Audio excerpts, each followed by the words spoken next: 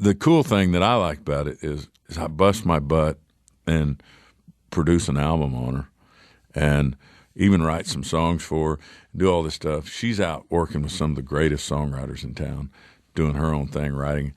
And right at the very end, she comes in, and we've got the album in the can. And she hooks up with this young guy and walks in and says, hey, we wrote a song today. And the guy cut it, produced it, and everything. One day, the guy does it all. I go, really? I'm going to hear it. We just put on the album what first single with it. They did in a night what took me a year.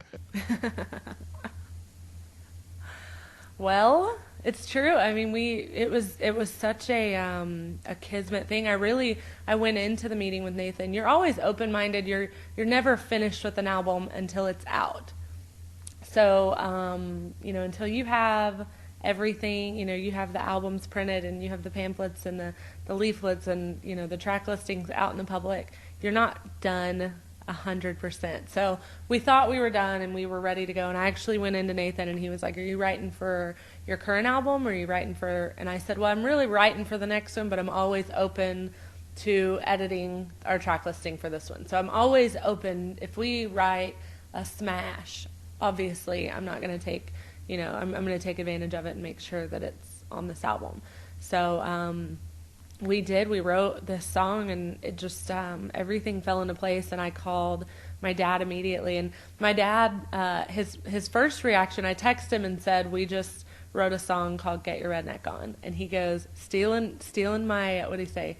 Stealing my hooks. And I was like, you do not have a song called that. And then I have to be like, does he? Is that where? Because as a songwriter, you get inspiration from everywhere.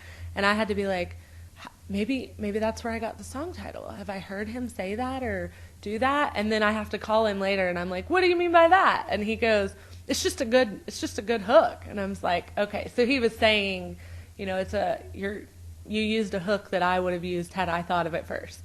So, he loved it. I sent it to him and I sent it to Mark Wright. Both of them loved it, and it was just perfect. And the fact that there are people out there that would say, oh, she's only here because of her dad, and oh, her dad did all this for her, and he wrote the songs and he produced, and this album is a really good blend of songs I wrote with songs he wrote, and we pulled some from other artists, or from other songwriters. But this song, Mark was like, hate to tell your dad we're going to use a song that he didn't have anything to do with. And I was like, he'll be fine with it. He, as a dad, he's going to be ecstatic. As an artist, he's going to be like, dadgummit, you took a cut from me. But as a dad, I know he couldn't be more proud that my first single was something that I completely accomplished, just Nathan and I.